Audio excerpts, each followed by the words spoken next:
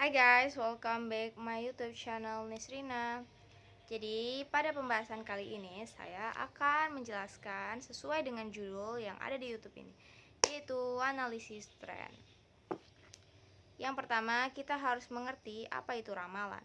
Ramalan atau forecasting adalah proses aktivitas meramalkan suatu kejadian yang mungkin terjadi di masa mendatang dengan cara mengkaji dari data yang ada. Jadi kita mesti menganalisis tentang apa yang akan terjadi di masa mendatang. Terus, apa sih ramalan jualan? Ramalan jualan merupakan proses aktivitas memperkirakan produk yang akan terjual di masa mendatang dan dalam keadaan tertentu dapat dibuat berdasarkan data yang pernah terjadi atau mungkin terjadi. Terus emang penting? Penting dong, ramalan jualan merupakan faktor penting dalam perencanaan perusahaan. Karena ramalan jualan menentukan anggaran jualan dan anggaran jualan menentukan anggaran biaya pabrik, anggaran beban usaha, anggaran kas, anggaran laba rugi, dan anggaran raca.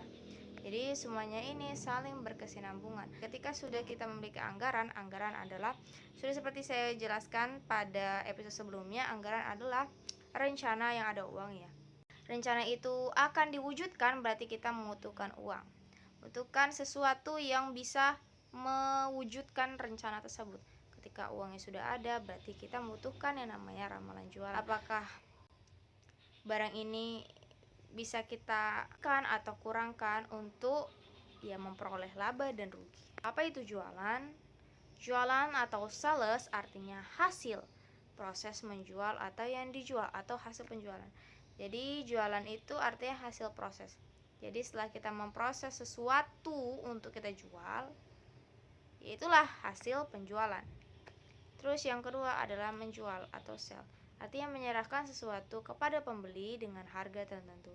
Jadi menjual itu berarti membuat suatu produk atau jasa yang kita berikan kepada pembeli. Terus yang terakhir adalah penjualan, selling. Artinya proses menjual. Jadi setelah kita memiliki bahan pokok atau bahan atau jasa yang kita akan berikan kepada konsumen, berarti sudah waktunya kita memproses hal itu untuk dijual. Terus tau gak sih guys, kalau teknik ramalan jualan itu ada 3. Yang pertama kualitatif, yang kedua kuantitatif, yang terakhir adalah gabungan dari keduanya. Yang kita bakal bahas pertama adalah metode kualitatif. Metode kualitatif merupakan metode yang fokus pada pengamatan yang mendalam. Oleh karenanya, penggunaan metode kualitatif dalam penelitian dapat menghasilkan kajian atas suatu fenomena yang lebih komprehensif. Jadi, hal ini membutuhkan pengamatan yang mendalam. Terus apa sih kelebihan metode kualitatif? Kelebihannya dapat kita tanamkan dari menanamkan tanggung jawab terasa memiliki terhadap perusahaan. Jadi setiap karyawannya itu memiliki rasa tanggung jawab terhadap dirinya dan perusahaan. Yang kedua, ramalan dibuat oleh individu yang terdekat dengan pelanggan. Jadi jika kita mau memberikan ramalan, bisa juga nih kita tanya kepada seseorang atau karyawan yang sangat dekat dengan pelanggan, karena biasanya seseorang itu tahu apakah pelanggan ini membutuhkan barang ini lebih besar di tahun ini atau di bulan ini, atau justru tidak terlalu membutuhkannya. Yang ketiga, rencana awalnya disetujui oleh yang bertanggung jawab untuk tercapai target penjualan. Jadi rencananya nih mesti disetujui oleh orang yang bertanggung jawab. Siapa? Biasanya sih manajer ya. Jadi manajer ini harus bertanggung jawab atas rencana yang akan dilakukan. Terus apa sih kekurangan kualitatif? Yang pertama, tenaga penjualan atau pramuniaga bisa menjadi terlalu optimis terhadap apakah ini akan sukses di masa mendatang, atau pesimis jika meramalkan target penjualan yang terlalu kecil guna melindungi diri sendiri. Yang kedua, metode ini terbatas pada ramalan taktis jangka pendek.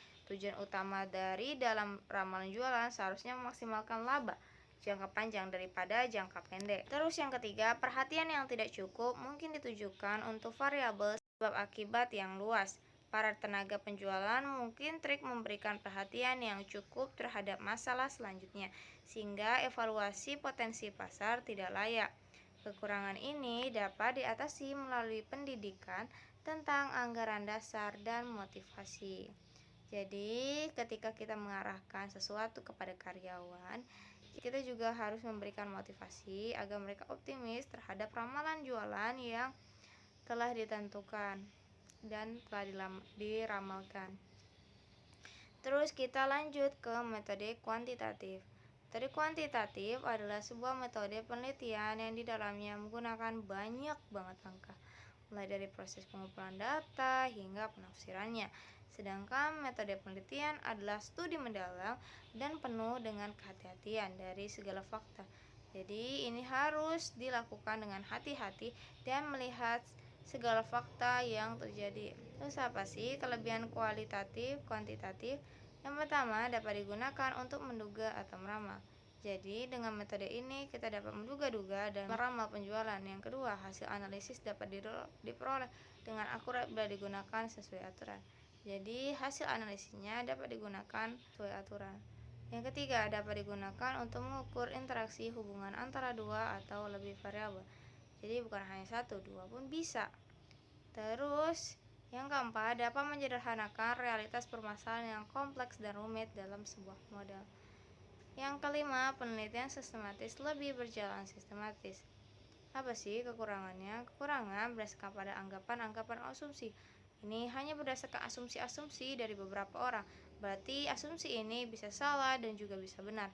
Yang kedua, asumsi tidak sesuai dengan realitas yang terjadi atau menyimpang jauh, maka kemampuannya tidak dapat dijamin bahkan menyesatkan. Yang ketiga, data harus berdistribusi normal dan hanya dapat digunakan untuk menganalisis data yang populasi dan sampelnya sama, jadi hanya dapat dilakukan oleh sesuatu yang sama. Keempat, pengumpulan data cenderung berasal dari nilai tertinggi. Jadi, kumpulan data hanya dinilai dari hal yang tinggi. Oke guys, cukup sekian. Itu aja yang bisa saya sampaikan. Kita kembali lagi ke episode berikutnya. Bye-bye.